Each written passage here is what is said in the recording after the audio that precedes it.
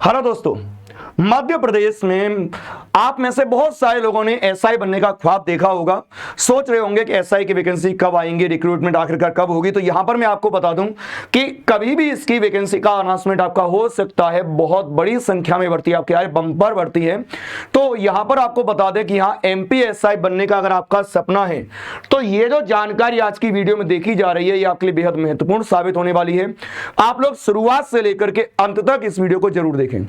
आखिरकार MP police SI बनने के समय आपके लिए क्या क्या चीजें खास हैं, जो चीजें आपकी रिमार्केबल हैं, परीक्षा आपकी कितने पैटर्न पे होगी, किस तरह की होगी, वो सारी बातें हम लोग वन बाय वन करेंगे। देखिए, एमपी पुलिस एसआई रिक्रूटमेंट 2023 भर्ती आपकी कभी भी आ सकती है, मैंने पहले ही बता दिया है। तो इंतजार इस समय आपका लगभग खत्म होने वाला है। सबसे पहले बात कर देते हैं भाई कंडक्टिंग बॉडी। आखिर एमपी एसआई का जो एग्जामिनेशन है इसको कौन सी संस्था का कंडक्ट कराएगी, तो उस समय एमपी पीईबी यानी Madhya Pradesh professional education board, इसके द्वारा ये परीक्षा आपकी संचालित की जाती है।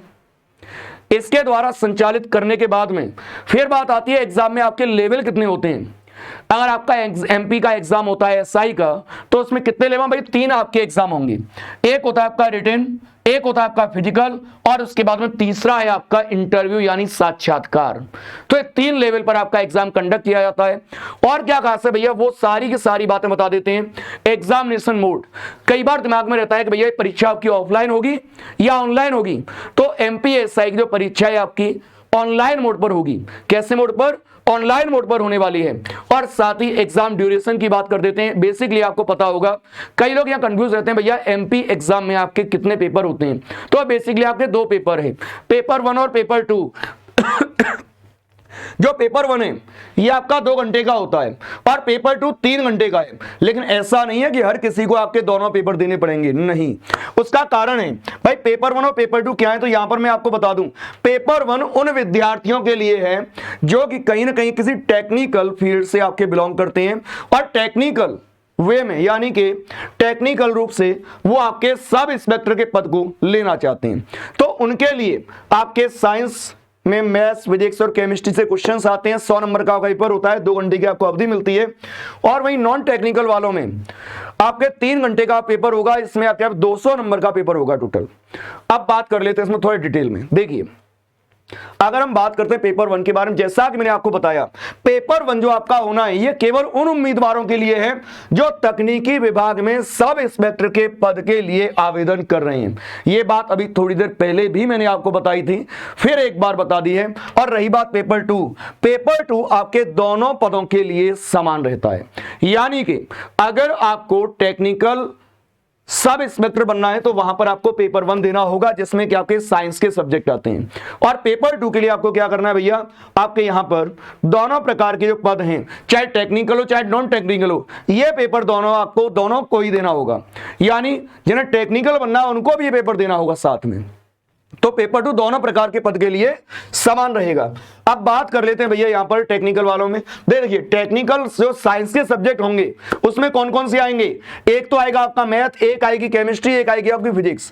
मैथ्स कितने नंबर का होगा, कितने क्वेश्चंस होंगे, तो भैया इसके 34 प्रश्न होंगे और आपके 34 ही नंबर मिलेंगे। इसी तरह से केमिस्ट्री में 33 क्वेश्चन होंगे और 33 ही आपके नंबर होंगे। सेम कंडीशन आपकी फिजिक्स में है, फिजिक्स में 33 प्रश्न और 33 नंबर। इस तरह से आपका 100 नंबर का ही पेपर हो जाएगा। कितने नंबर का हो जाएगा भैया, 100 नंबर का आपका पेपर होगा और इसमें आपके 100 ही आपसे प्रश्न पूछे जाएंगे। यानी 100 नंबर 100 प्रश्न किसके लिए, पेपर 1 के लिए है। ये पेपर 1 के लिए है, ध्यान रखिएगा। ये पेपर 2 के लिए नहीं है, it is only for paper 1। यानी अगर आपको कह सकते हैं टेक्निकल सब इंस्पेक्टर बनना है उस कंडीशन के लिए है। अब यहीं पर बात करते हैं दूसरे वाले की। भाई ये जो है, देखिए, चाहे आप तकनीकी क्षेत्र में जाएं, है ना, या फिर आप गैर तकनीकी में जाएं, गैर तकनीकी यानी नॉन टेक्निकल में जाएं, तो उन दोनों ही स्थितियों में यह पेपर आप लोगों के लिए देना अनिवार्य है। यह पेपर सबको देना है। इसमें आपकी 2 तो भाषाएं हैं और उसके अलावा आपका जीके जीएस है। इसमें हिंदी जो है, हिंदी आपकी 70 नंबर की है और उसके 70 प्रश्न आपकी परीक्षा में आएंगे। हिंदी कितने नंबर की? 70 नंबर की। और अंग्रेजी भाषा जो है वो आपकी 30 नंबर की है, उसके आपके 30 प्रश्न आने हैं। जीके जीएस जो है आपका, ये जीके में आपको बता दें, केवल जीके मत समझ लीजिएगा, इस जीके के अंदर कुछ प्रश्न आपके मैथ के भी आने हैं जो आपका नॉन टेक्निकल मैथ होता है। साथ में कुछ प्रश्न आपके रीजनिंग के भी आने हैं, यानी इसी पोर्शन में आएंगे, अंदर ही अंदर आते हैं वो, तो वो आपके इस तरह से 100 प्रश्न आपके आएंगे और इस तरह 100 नंबर का आपका जीके का पोर्शन होगा। तो यहां पर इस तरह से ये परीक्षा जो आपकी होगी 200 नंबर की होगी। इसका टाइमिंग आपका 3 घंटे का है। और भी जानकारी आपको देते हैं कि यहां पर देखिए, फिर बात आती है फिजिकल टेस्ट की। तो मैंने आपको बताया था, अगर आप फिजिकली टेस्ट दे रहे हैं तो वहां पर मेल और फीमेल के लिए, दोनों के लिए आपका जो एक आंकड़ा होता है पूरी तरह अलग होता है। बेसियो 800 मीटर वाली रेस है, 800 मीटर की रेस आपको इसमें कंप्लीट करनी होती है और उसमें आपको बता दें कि 2 मिनट 40 सेकंड में ये रेस पुरुष वर्ग को कंप्लीट करनी होती है और 3 मिनट 30 सेकंड में ये रेस आपकी फीमेल को कंप्लीट करनी पड़ती है। यानी दोनों के लिए आपका जो टाइमिंग है 800 मीटर रेस को कवर करने का अलग अलग रखा जाता है। अब बात कर लेते हैं लॉन्ग जंप की। लॉन्ग जंप की अगर हम बात करते हैं तो आपका पुरुष के लिए आंकड़ा आपका 13 फीट और महिला के लिए आपका 10 फीट। पुरुष के लिए कितना है? 13 फीट और महिला के लिए आपका 10 फीट। अब बात आ जाती है फिर आपकी गोला फेंक। गोला फेंकते हैं ना, तो यह पुरुष जो गोला फेंकेगा वो आपका 7.260 kg का होगा, यानी 7 किलो से भी ऊपर का, और ये गोला उसको कम से कम 9 फीट तक फेंकना होगा। और वही महिला की बात करें 4 किलो का मिलेगा, जिसे उसे 15 फीट फेंकना होगा। इस तरह से गोला फेंक इसमें होता है।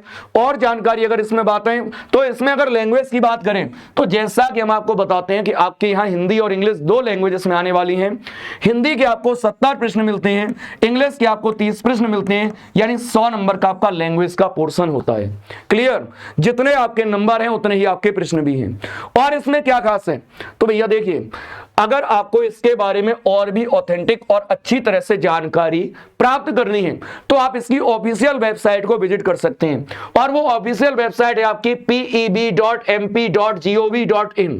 इस वेबसाइट पर विजिट करके आप और भी जानकारी प्राप्त कर सकते हैं।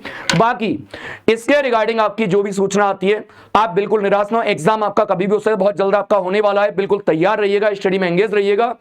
अब इसके बारे में आपको और भी अपडेट अगर आती हैं तो लेकर के हम लोग आते रहेंगे। आप जुड़े रहिए रिजल्ट गुरु के साथ में। धन्यवाद।